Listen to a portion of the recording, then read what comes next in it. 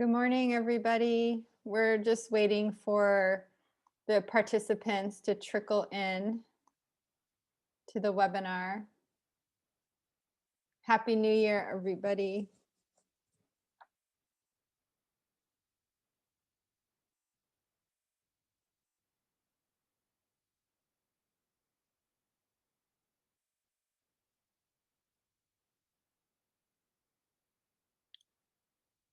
We're going to wait one more minute for the rest of the attendees to trickle in.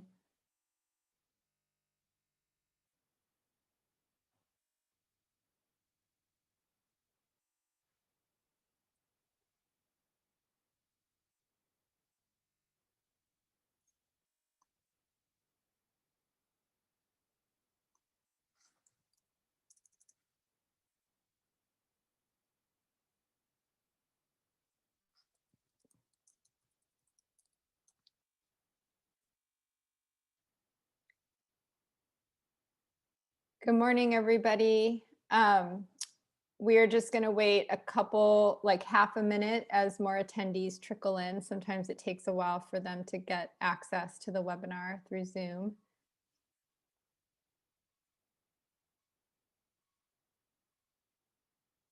I think we'll go ahead and get started. So welcome to another RCN NSF funded webinar on SARS-CoV-2 and wastewater. These webinars are meant to bring the community of us working on this topic together and give a spotlight to some of the younger researchers working on this very important topic and doing their service to the pandemic. Today we have two speakers. We have Colleen Naughton, who's a professor at UC Merced, who's going to go first. And then we have Shuchen Feng, who is a postdoc at University of Wisconsin. So the way this works is that we are taking questions in the Q&A. So if you have a question during the webinar, you can type it into the Q&A. We aren't really monitoring the chat other than, some people are chatting hello, and we're seeing that there are participants from as far away as the Netherlands and in Mexico. So that's exciting. But please put your questions in the Q&A, and then you have the opportunity to upvote a question. So if you see a question you like that you'd really like answered, you can upvote it. Attendees aren't able to speak, but under certain circumstances, we can allow an attendee to speak if there's an interesting conversation or debate that needs clarification orally. So you can put in the chat if you feel like you really need to speak, and we can arrange for that. But that's rare. Usually we just use the Q&A. So with no further ado, I'm going to pass off the torch here to Colleen, and she can go ahead and share her screen.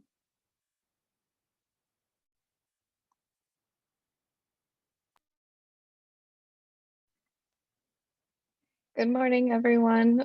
Happy New Year. Thank you for this opportunity to present to you all. My name is Colleen Naughton. I'm an assistant professor at the University of California, Merced in civil and environmental engineering. I'll present today on behalf of our team about the global dashboard and analysis of SARS-CoV-2 wastewater monitoring efforts.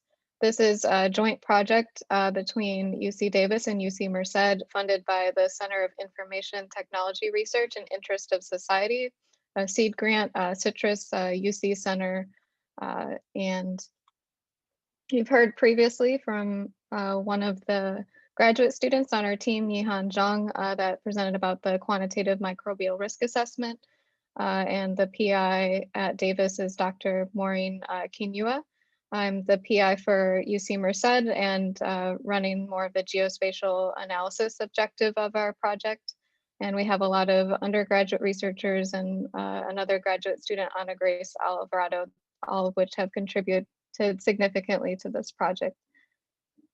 So today I'll talk about COVID Poops 19 dashboard. You probably have heard of it, and I'm a little promote it a bit in some of the webinars and talks, and appreciate all your contributions and monitoring efforts. And we'll talk about some initial analysis of the monitoring efforts of data we've collected, and also more geospatial analysis in California, proximity to community to wastewater treatment plants, and some next steps and acknowledgements. So many of you are probably familiar with the Johns Hopkins University COVID-19 global dashboard and how useful that has been throughout the pandemic, and constantly cited still from news sources as the place for global statistics on COVID-19 cases and deaths.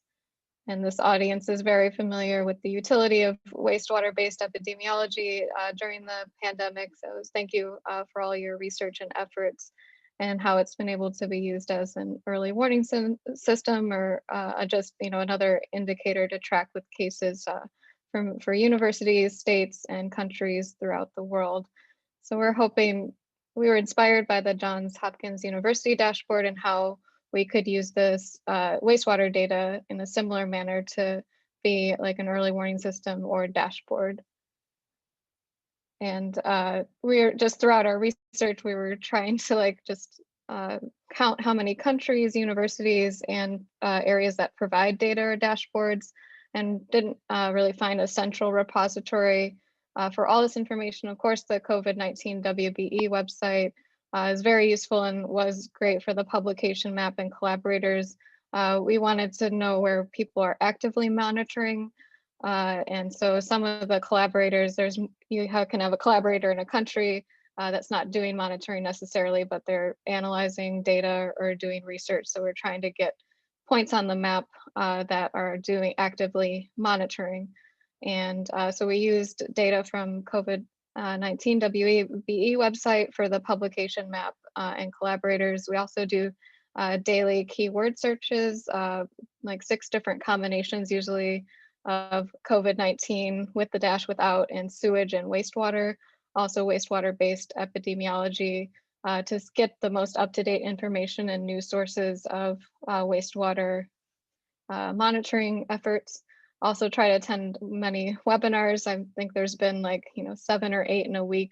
So our team is busy attending those at all hours of the day throughout Europe and the United States, and also through literature searches. And we have a Google form that's at the bottom of the dashboard that you can submit a point or a website to add to the dashboard. And we've had 44 people submit that way. And then we sort of sort the information by dashboards, universities, countries, and we've been trying to add as many sites as we can, since we know universities monitor multiple sites, whether it's treatment plants or in the sewer sheds.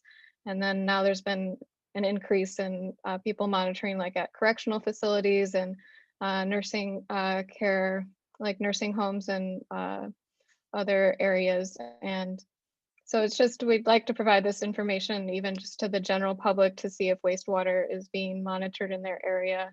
And then it is an active dashboard, so you can zoom in and click, and then usually there's a web link to a news article, a publication, or the data or dashboard.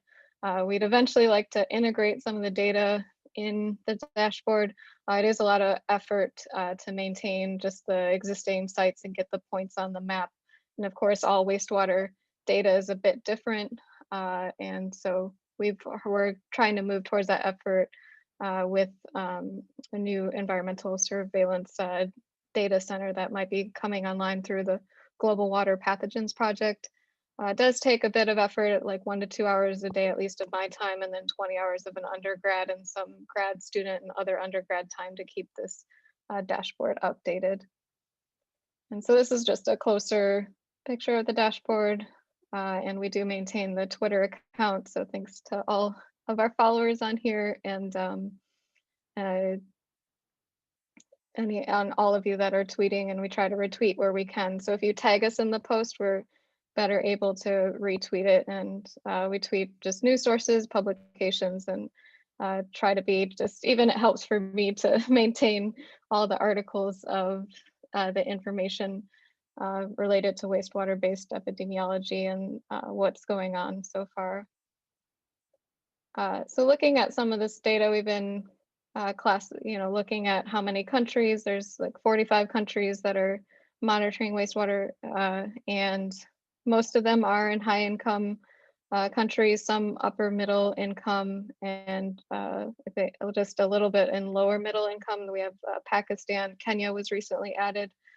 So there's just, usually this is not surprising given the laboratory capabilities in some of these countries, but there are disparities. I know we've luckily seen less cases in Africa and other areas, but they're also doing less sort of even COVID-19 individual testing. So it'd be better if wastewater monitoring can be more widely used throughout the world.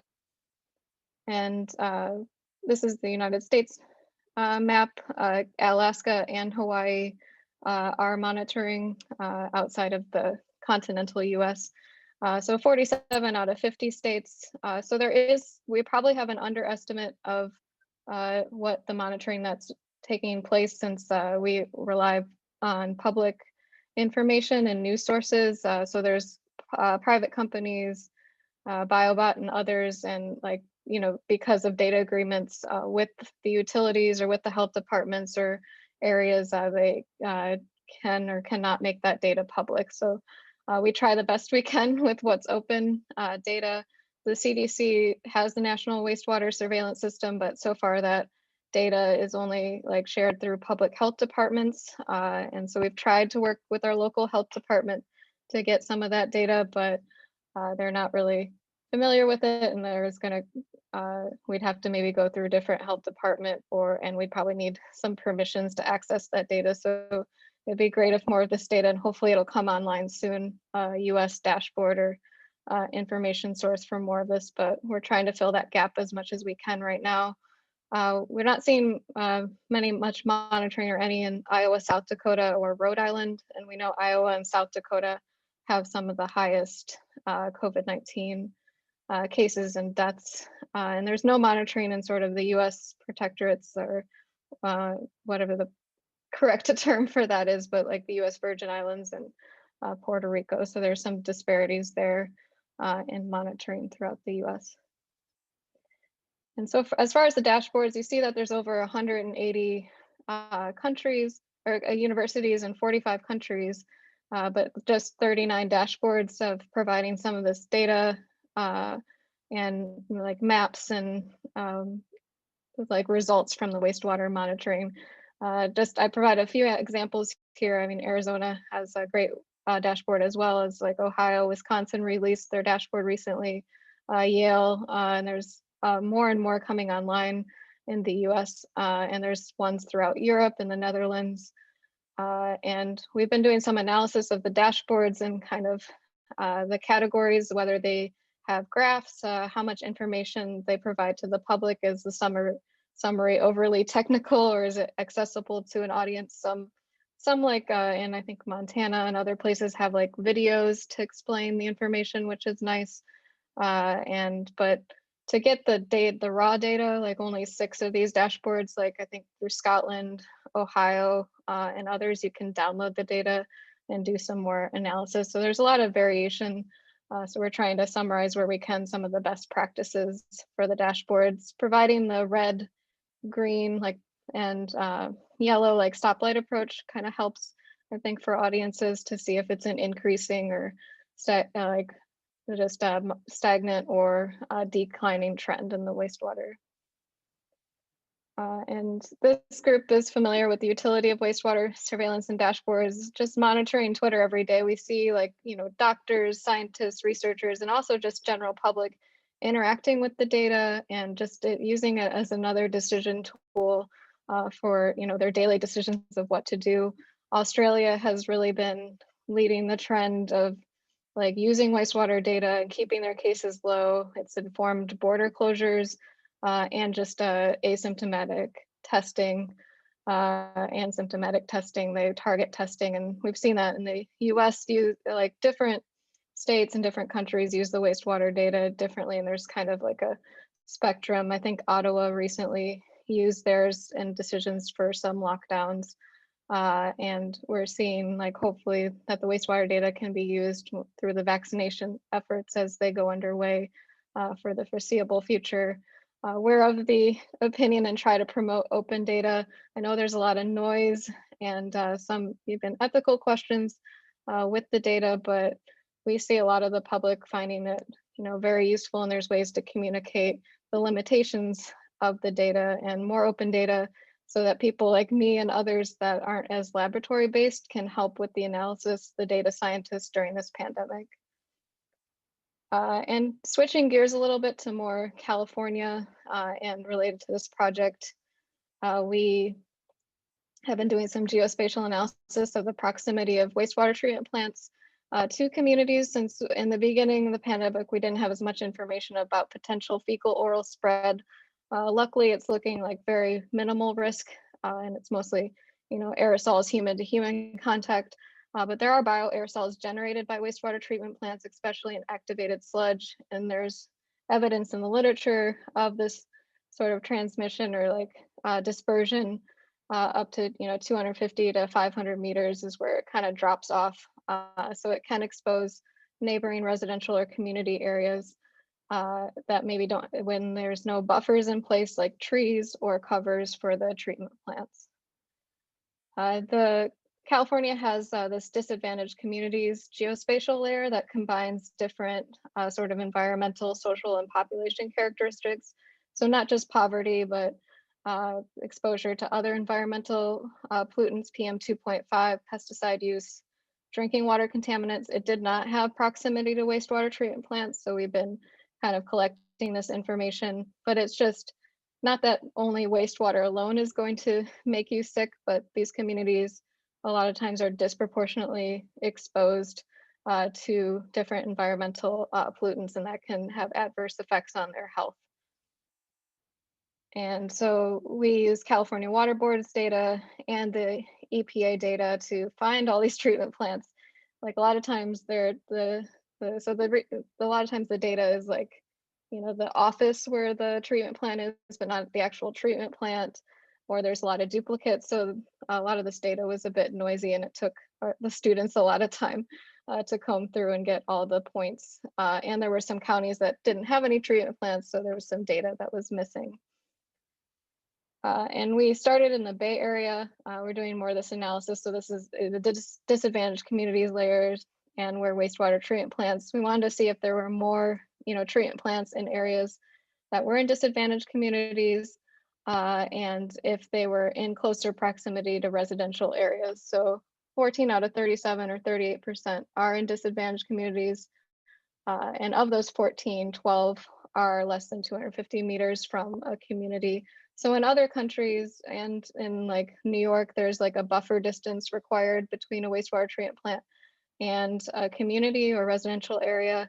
But there's not, we haven't found a regulation, and we contacted the California Water Law Library and there isn't like a distinction for the distance between treatment plant and community here.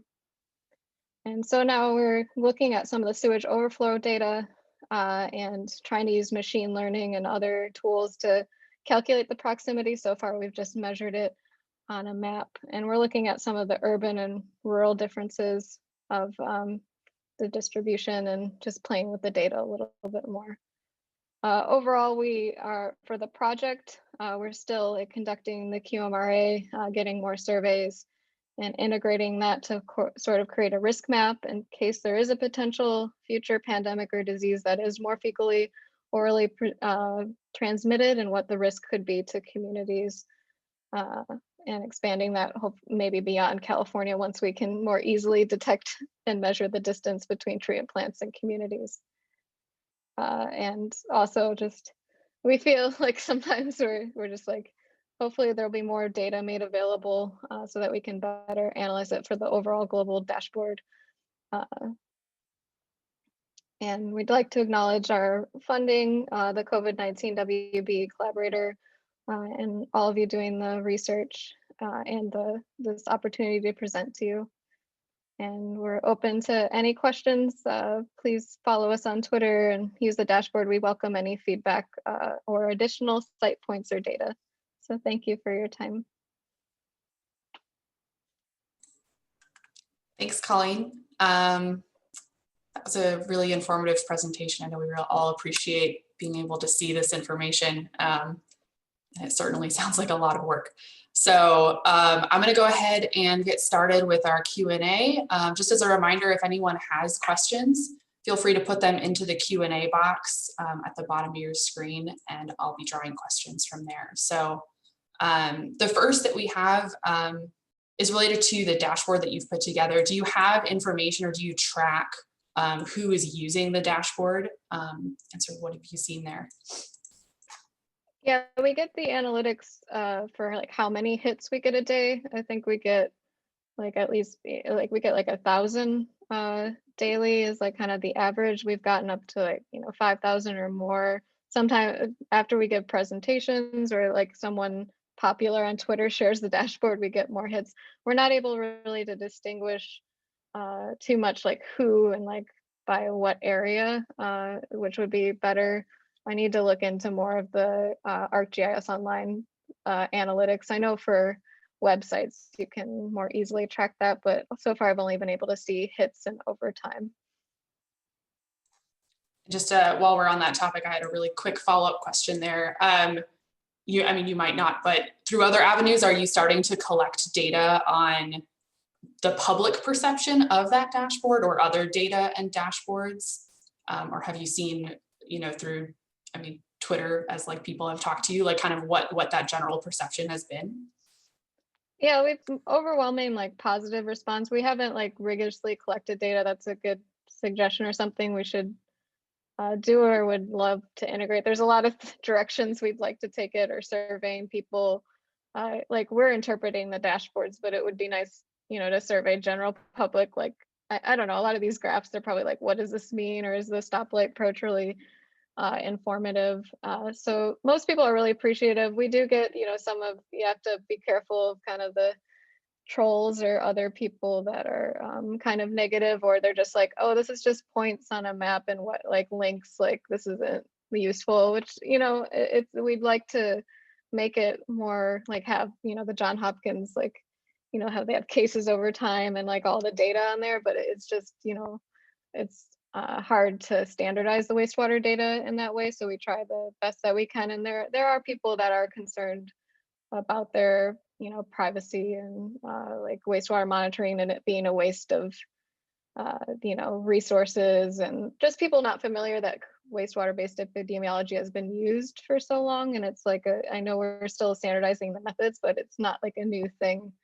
So we try not to like take those too much to heart, because Twitter can be a very great environment and like good for academic collaborations and things like that, but it can also be a very negative and toxic environment as well.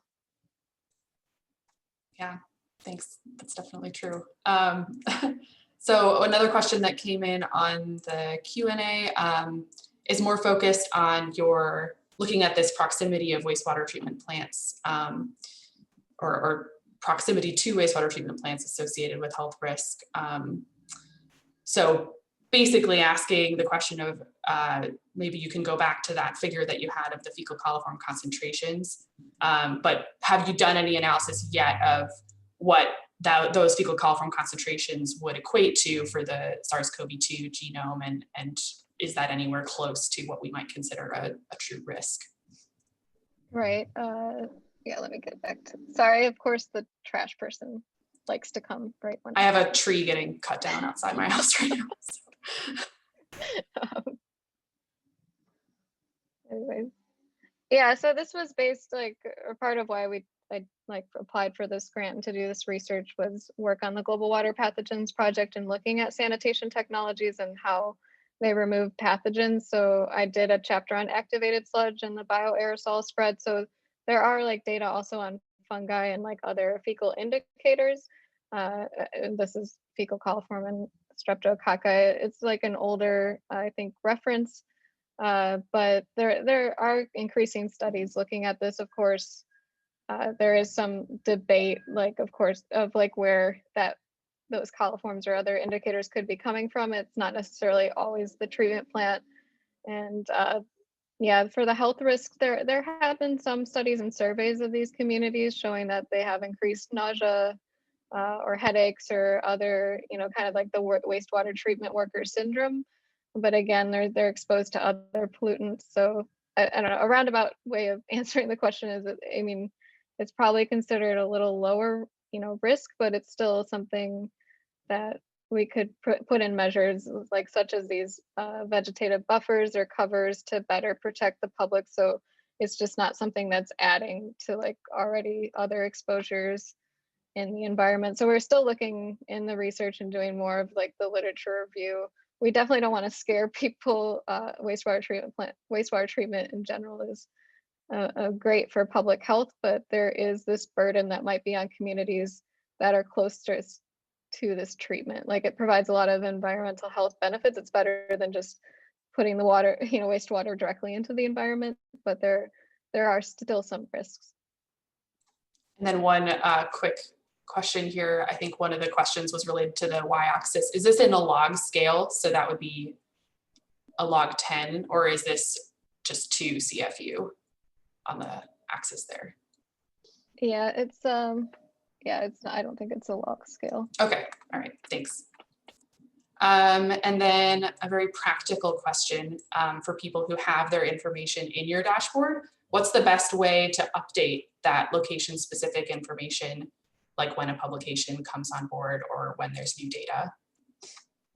Yeah, like there's the Google form is easiest. I try to check that daily, but you can also just email me or you can direct message me. I know I'm providing a lot of options, but whatever is easier for you. I know if you have a lot of points, the Google form might not be like as easy because you have to put every individual point. So we're pretty responsive to emails and direct messages to update that point. Or you can even tweet at us, but it's better to put it in a message format in case it gets lost.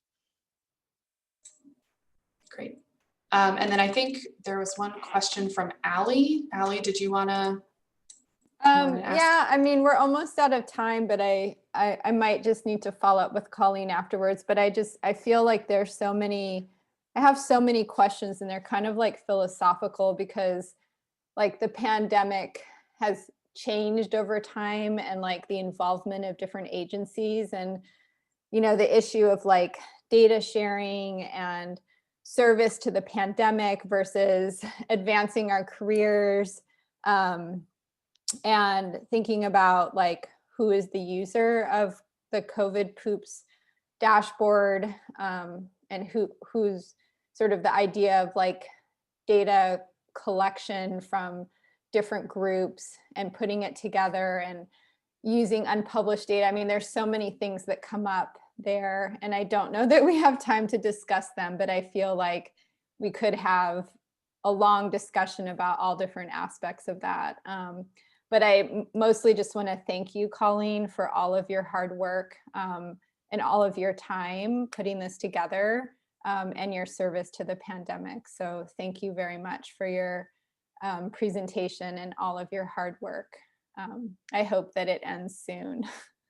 Yeah, no, thank you for all of and like all the people doing the sampling and all of your hard work and service. We just want to try to help where we can, and we do try to be sensitive about the data and try to make it so it's only public and not like if we're on webinars, we're not stealing, taking that information and putting it on the dashboard. We do ask and we make sure it's something that's in a news article. So if there's any disagreement with that or issues with a point on the dashboard, we can also take it off if people prefer. So we want to be sensitive to everyone's needs. So. All right, thank you very much. Great job. I think I wanted to just plug one more thing. Thank you so much, Colleen. That was really helpful. Yeah, and I know I reiterate what Ali said. We could definitely talk a lot about all these data and stakeholder issues. So really appreciate your work on that. One quick thing that I want to mention before we get to our next presenter, we have a survey that I'm going to put into the chat box for this webinar series. It's really quick, just a couple of minutes to just understand how this this webinar series has been helpful to everyone. So if all of your participants that are here today could just click that before you leave and give us your quick feedback, that would be great. So I'll add that to the chat box in a minute here. And with that, we're going to go ahead and move to our next presenter, who is Shuchen Feng. from UW-Milwaukee. Hi, Shuchen. You can go ahead and share your screen and get started whenever you're ready. Okay.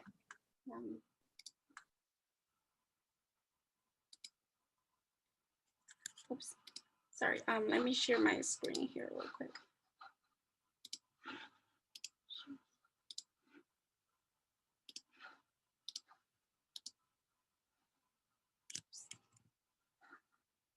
Oops, sorry. Okay. Can everyone see my screen right now? Yeah, you're good to go. Okay. So yeah, good morning, everyone. My name is Shuchen Feng. I'm currently a postdoc with Dr. Sandra McClellan at the School of Freshwater Sciences, University of Wisconsin-Milwaukee. Very glad to be here today to present the efforts and also some results of our lab SARS-CoV-2 wastewater surveillance project.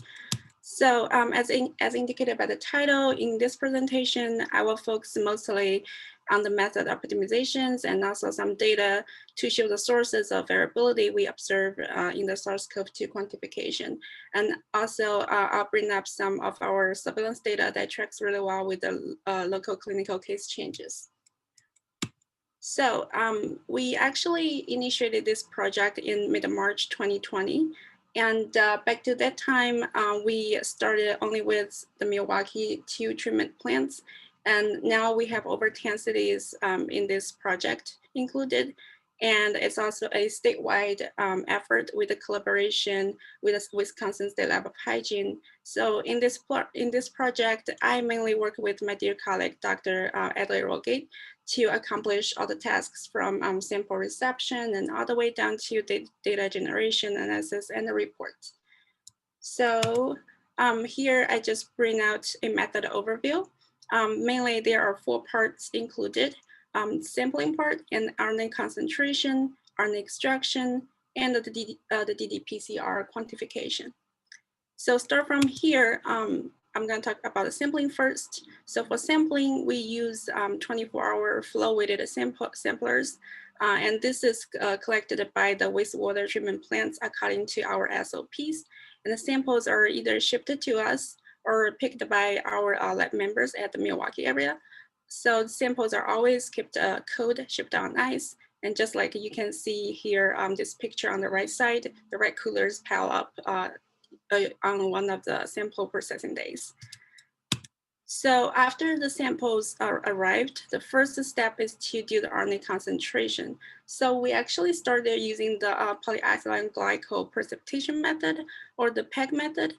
So as I show here on the upper part of the slide, a brief flow chart. Basically, it needs a 2-day process. And one very crucial step here is at the end of this flow chart is to resuspend the invisible precipitated content and into a very accurate final concentrated sample volume, or FCSV. So this really requires great pipetting techniques. And we actually made a lot of effort to optimize this resuspension step, as well as the FCSV. So, but still the PEG method is really time consuming.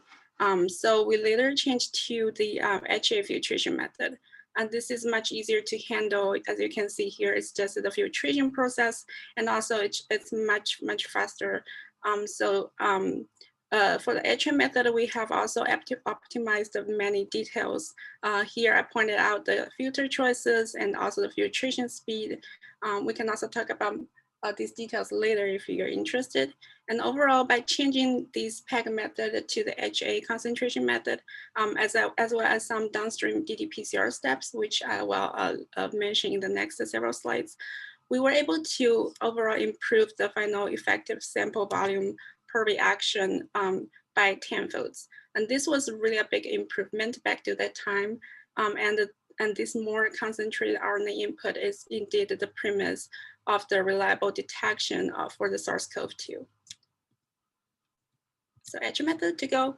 And for the RNA extraction step, we also optimize a lot of things. So of course, we used different kits for the PEG method and the HA method. So currently we're using the Power Microbiome kit from QIAGEN using the HA method. And this is a kit that is more suitable for complex materials such as sewage or the gut material. So one crucial step during the extraction we want to bring out is the bead beating step.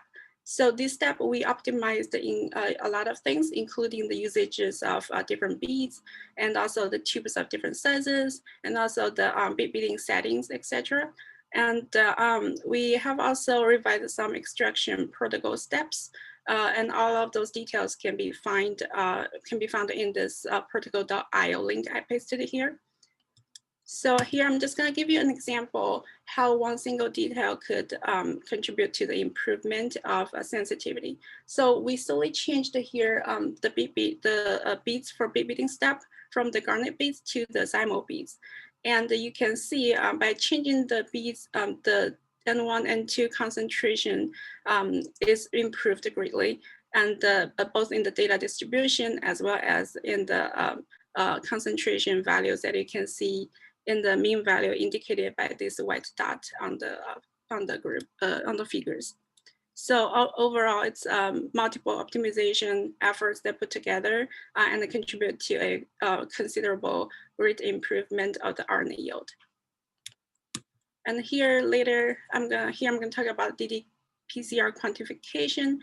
We have also done a lot of optimizations on this step. For example, we changed it from the 2-step amplification to the 1-step. And by doing that, we were able to improve our RNA input in the concentration by 4 times. And for each assay we run on ddPCR, we do optimizations for the running programs.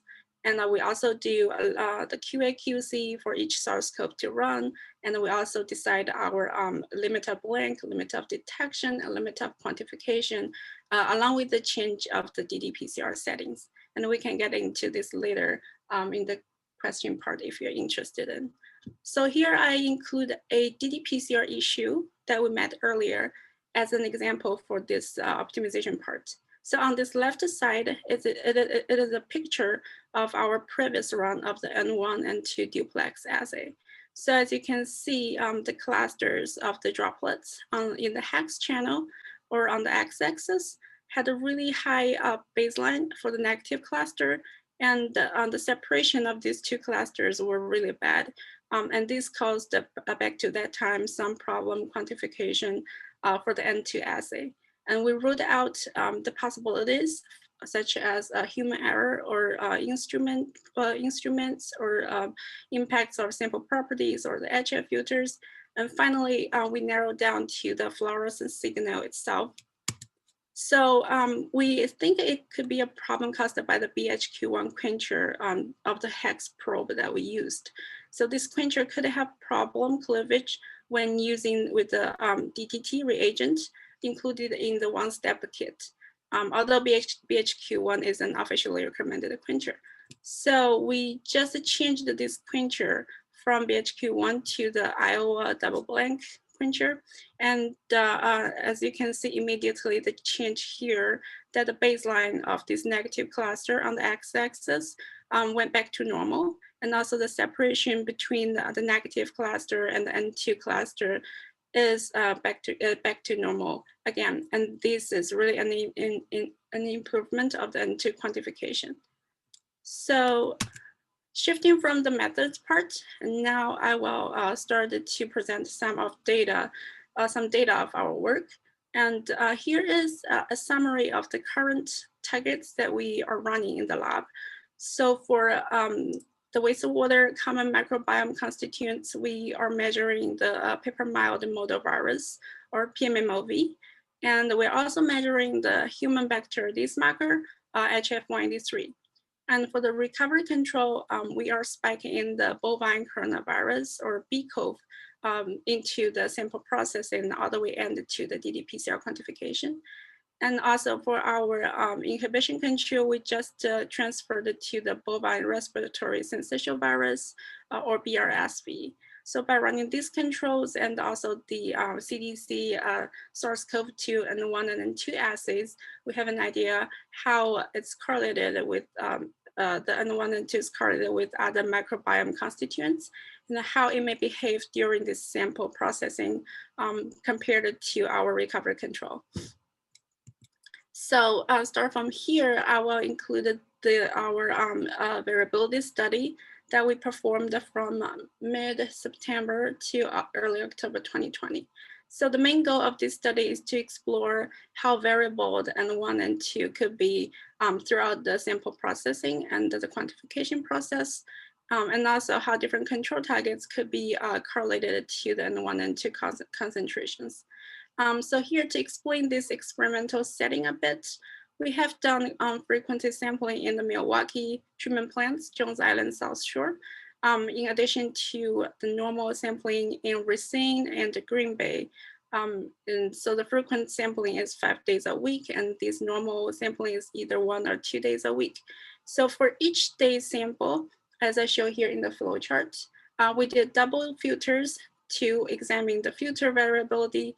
And for each single filter, we run duplicate ddPCR wells to examine the assay variability. And we run the SARS-CoV-2 assays and also all these control targets. So here's, I started to show you some data about this is a correlation of the N1 and 2 concentrations we observed. So overall, these two targets are very tightly correlated. And therefore, for some downstream analysis, I will only show you the data using the N1 concentration. So, and talking about the variability that we observed of the N1 and 2 concentration, we actually, as I showed here, we observed variability around like 30% at both assay level and also the filter level. So about similar variability that you can see on both levels. And also we observed that our BLQ data usually had much more much more variability than the quantifiable data on both the assay well level and the filter level. And we have also looked into the fecal content levels and the N1 and 2 concentrations in the samples. And this slide shows you an overview of the levels of PMMOV, HF183, and N1 and 2. So note the samples here included range from before the 3-week sampling all the way to the end of December 2020. But basically you can look at the first 1/3 of each panel, which is about the 3 weeks time period. So overall, you can see that N1 and 2 changes along with the time series. However, the fecal markers are comparatively more stable and within their own orders of magnitude. So the HF183 is about an order of magnitude higher than PMMOV, and it's also kind of more similar across different sites. And then we plotted the correlation between the N1 and 2 concentration and also our control target, the BCOV, and also the 2 fecal markers, PMMOV and HF183. So when and noted that noted that N1 and 2 concentration is very stable within this time period. That and so when we look at the correlation, you can visually see like the PMMOV might correlate the most. However, when calculated statistically, all 3 of these targets don't really have strong correlation with N1 and 2 concentration. And from next slide, I will show you some patterns of our wastewater data tracking with the clinical changes. So this is a figure by Dr. Naughton that shows the data from very early time back to May 2020 that the two Milwaukee treatment plants, Jones Island, South Shore, and how the data tracked with the clinical case changes back to that time. So although of less sensitivity, as you can see here, we also included the PEG method on the left panel, on the left section of each figure. The PEG method actually also tracks the clinical cases really well, although there are more BLQ and BLDs in there. And the next slide here is another figure by our epidemiology fellow at the Wisconsin Department of Health Services, and to show you how the data of the 3 weeks track with our local clinical case data. And you can see our 3 weeks frequent sampling data really tracked well with the clinical case changes. So from here, I'm gonna show you with our wastewater surveillance board that came alive in December 2020. So we are contributing weekly real-time data to this dashboard. And on the left side, you can see a list of currently available plants. And this list is still growing up. It includes both large and the small plants that you can see on this map file here. If you click, this is screenshot, so I couldn't really do anything. But if you go to the website that I show here, you can click on each treatment plant and see the service area. So this screenshot is an example of the Milwaukee South Shore treatment plant. It's a very big plant, and you can see the service area here.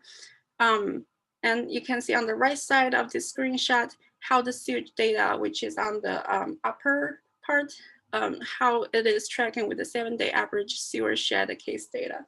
So it's really beautifully correlated, and you can see the wastewater data is normalized to population and also normalized to the flow. And there is another example of our dashboard data. This is also one of our treatment plants. It's a South Milwaukee plant. It's a much smaller treatment plant compared to the South Shore treatment plant I showed you earlier. But however, you can see, despite of the service area, the data of the data of the wastewater also checked really well with the clinical cases. Okay. And here's one more thing to mention in my presentation today, this COSIS project. So we have the wastewater surveillance data in raw, and to make the best usage of this data to develop a sewage surveillance as a useful public health tool, we think it's very urgent to bring together the interdisciplinary fields of research, public health, and also communications. And that is exactly with what this project aims at. So I also attached the link here for more information if you're really interested. Okay. And here I'll just come to my conclusion today.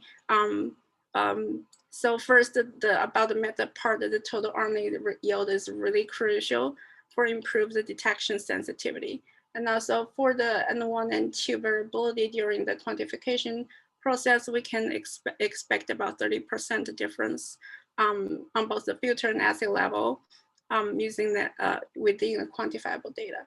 And we have also checked the correlations of the control targets and the N1 and 2 concentration, and the normalization to these control targets doesn't really improve the N1 and 2 variability between the replicate filters. And also in the future, there will be more data analysis needed.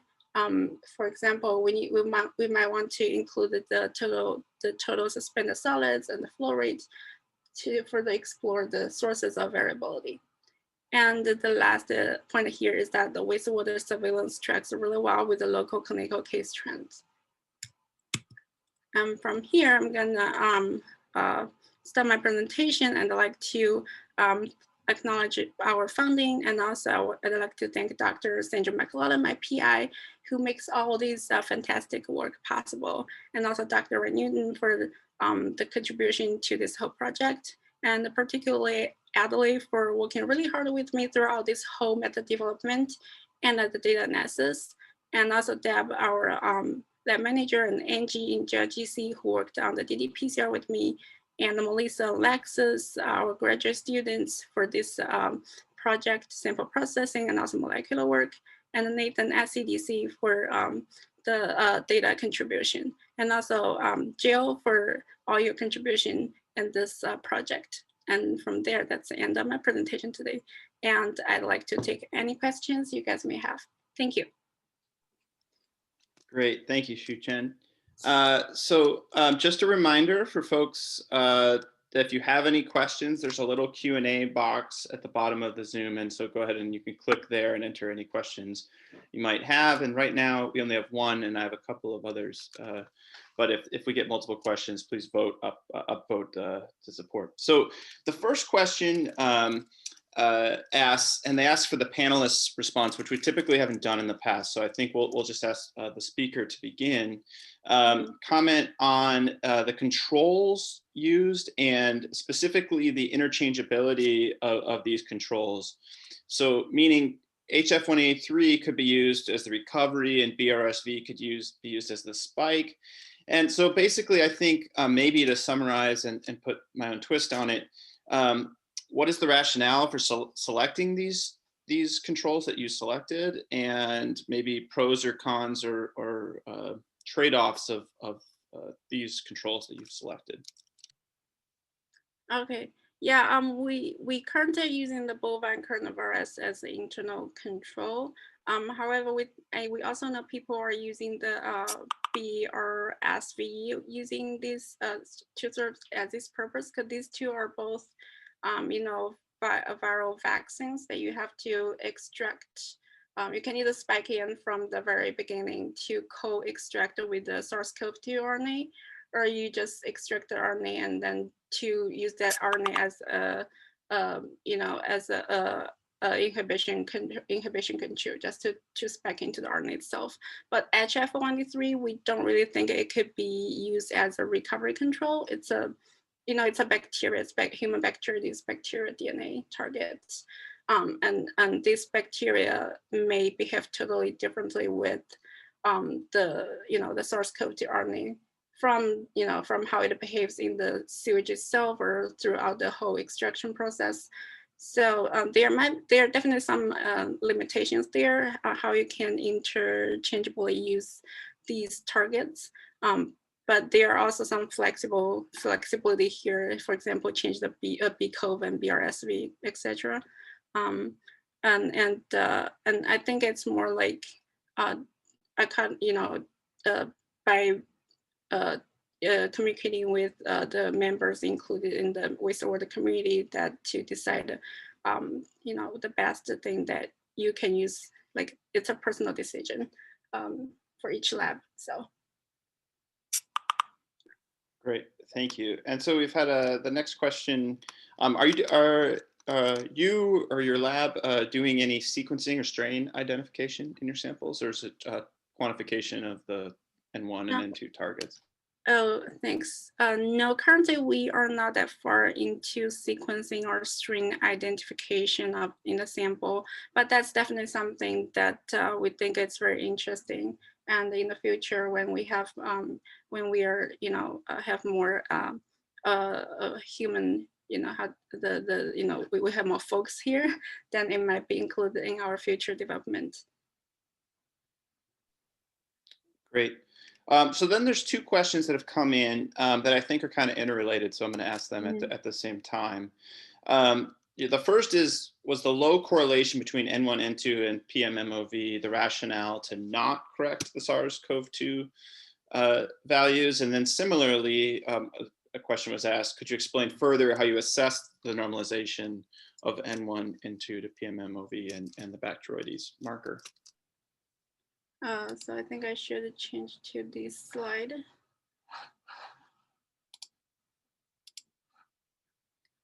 So, so I think that the PMMOV and the N1 N2, it looks like it has a better correlation, but actually, when you really look at the data, the correlation, the statistical correlation is not high. And the low concentration between N1 and N2 and PMMOV, we actually definitely normalized our N1 and N2 to this PMMOV, but the variability itself is not improved at all. So, and so to explain further about this normalization, I'm not sure if if you want to know how we actually use the numbers, how to statistically to do the normalization, or but I can explain here. Basically, we normalized the N1 and N2 concentration to the median of each recovery target, for example, to the median of these PMMOV or to the median of HF183. And then from there, I actually yeah, from there we compare the very first N1, the original N1 and 2 concentration, and then to the normalized N1 and 2 concentration statistically. And then the conclusion was there was no improvement of the variability. And sometimes it's even more variable when you normalize it to PMMO VHF 183. Great, thank you. So another question came in actually in the chat from Colleen Naughton, who I guess can't put it in the Q&A, and it's changing gears a little bit, but she's asking, what are your major lessons learned or recommendations that you received from the COSES project on the communicating sewage surveillance from the public health or the communication folks? This might be, sorry, the COSES project, this might be a question that would be more suitable to answer by my PI. So we can further talk about that using email exchange if you don't mind. Yeah, that's okay if that's not a major focus of your work. So I think that that's good. We've gotten to all the questions and we're nearly out of time. So thank you, Shuchen, and thank you everyone for participating, and also for all the attendees. Please, a little reminder, we're going to start doing a little polls after many of these seminars. So if you get a couple minutes, please click the link that Jill put in the chat to fill out the questionnaire. So thanks everybody, and look forward to seeing you at the next seminar.